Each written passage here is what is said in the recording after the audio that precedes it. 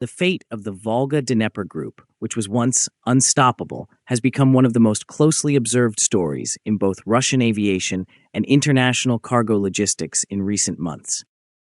What was once a global leader in outsize and non-standard freight has been significantly altered by sanctions, seized assets, grounded fleets, and a cascading decline in operational capacity. The question is whether this signals the commencement of a turnaround or a surrender to the mounting challenges, given the reports that Evgeny Solodilin, the former head of Red Wings Airline and Zhukovsky Airport, is planning to acquire the entire cargo group, including its carrier subsidiaries and maintenance arms. The narrative starts with the group's desperate attempt to cope with the growing number of stringent restrictions. Many foreign-registered aircraft in Volga-Dnepr's fleets became unusable as a result of sanctions implemented by Canada, the European Union, the United Kingdom, and the United States in 2022. The group's capacity to transport heavy and oversized cargo across borders experienced a significant decline. Presently, only a small portion of its fleet is considered airworthy. Of the 11 An-124s that were originally in its possession, only 3 are still operational, while the remaining 4 are being held under custody overseas. In the interim, the number of Il-96s in its fleet is reduced, but they are less internationally interconnected, which means that a greater number of them are still operational. Subsidiaries are also experiencing difficulties. Atran's Boeing fleet, which was once celebrated, has experienced a significant decline in capability.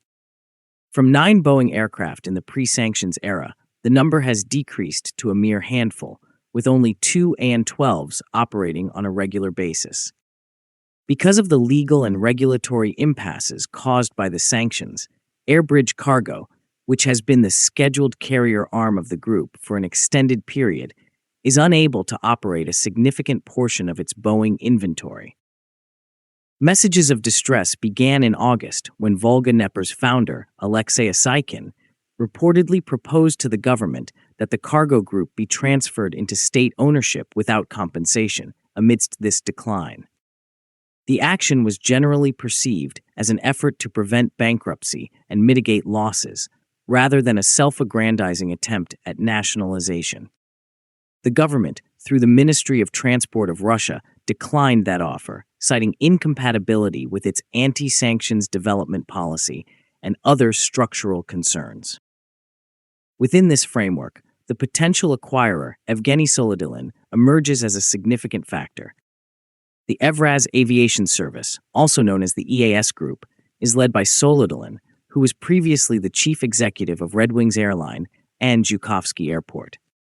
According to sources, he already signed a preliminary agreement that would transfer to him the primary company Volga-Dnepr, as well as its subsidiaries Atran and Airbridge Cargo, and the maintenance and engineering firms Volga-Dnepr Technics and Volga-Dnepr Engineering. The financial parameters of the agreement have not been disclosed. However, sources suggest that the assets are valued at approximately 25 billion rubles.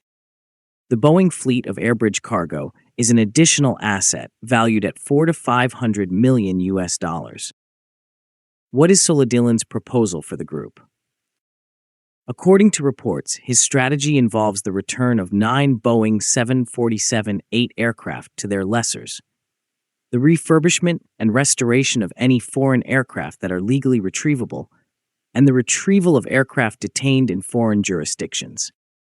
The return of a Boeing 737-800 held in Cologne, 3 An-124s and spare parts in Leipzig, and the resolution of the issues posed by idle foreign Boeings in Russia are among the specifically cited ambitions.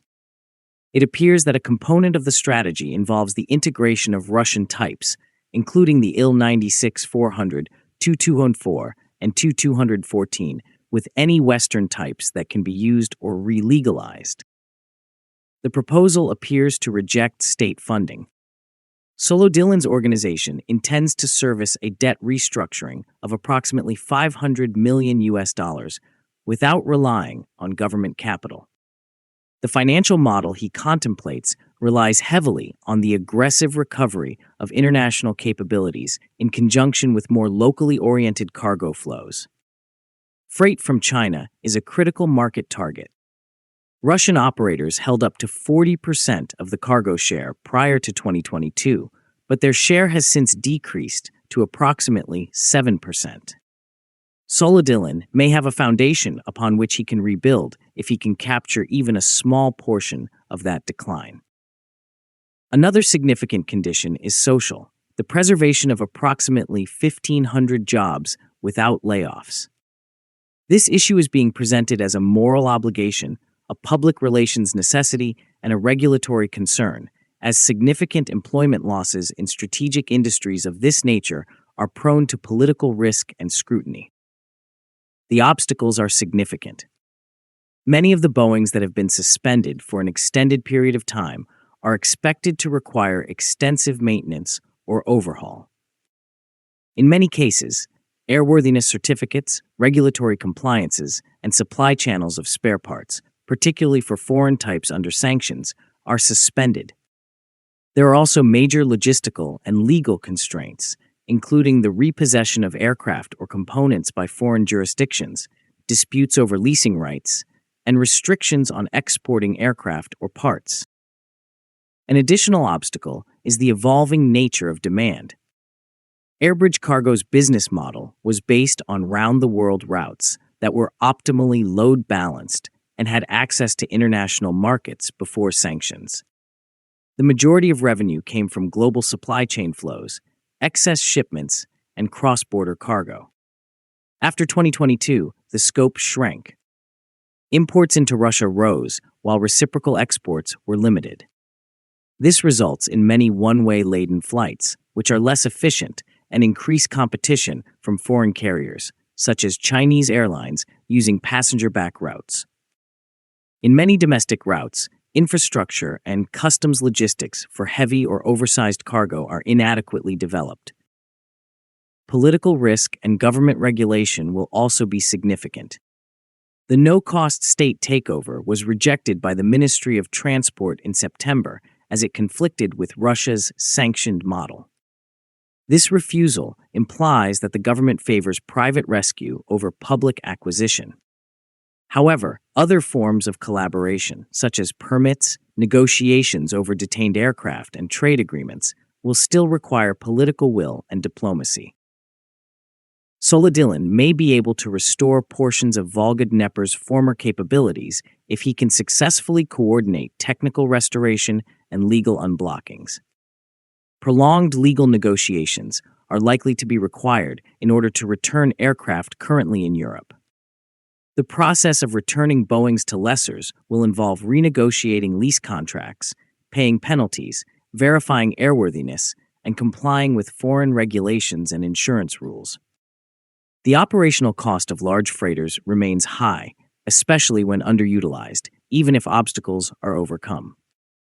Profitability and efficiency depend heavily on complete load. Not all observers are convinced that this strategy will succeed. Some argue that the extent of losses, reputational harm, and erosion of regulatory goodwill may render revival impossible or exceedingly slow. The market has shifted. Competitors outside sanctions, cheaper alternative cargo routes, and volatile demand make recovery difficult. However, the emergence of a buyer with both aviation experience and international connections, such as Solodilin's past work with Lithuanian ASG, the creation of Skygate's cargo airline, and cooperation with Munich's airport operator, may provide unique advantages. These include regulatory leverage, technical know-how, and stronger negotiation positions. The outcome for Volga-Dnepr could serve as a model for the rescue or restructuring of other Russian companies paralyzed by sanctions if the deal is finalized. Bridging the gap between domestic capacity, international trade, regulatory frameworks, and foreign legal exposure will be essential, whether in aviation or other sectors. In conclusion, the proposed acquisition of Volga-Dnepr by Evgeny Solodilin's EAS Group, despite its challenges, may be one of the more credible pathways forward. It is not yet certain whether the agreement will succeed in practice, or if it will be yet another failed attempt at revival. It has the potential to reestablish a portion of Russia's lost heavy lift capability, or stand as a testament to the overwhelming constraints of sanctions, legal hurdles, and idle fleets. If you like this video, please like, share, and subscribe. Also, please take our channel membership, which is very affordable, to encourage us.